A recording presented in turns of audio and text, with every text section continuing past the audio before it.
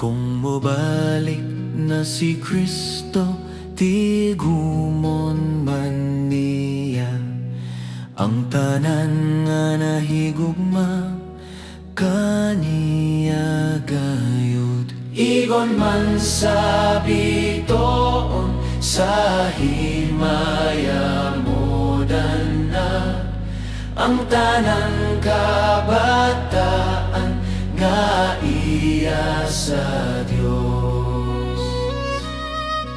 Magatigom man si Jesus sa mga pinili, ang hamili ugang putli ang konon niya.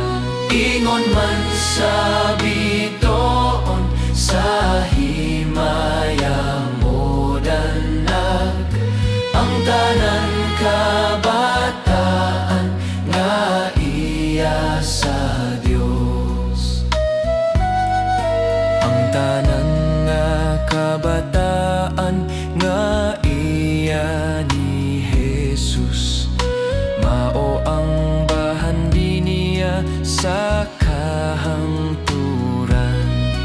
Ingon man sa bitoon sa himaya mo danag ang tanan kabataan nga iya sa Dios.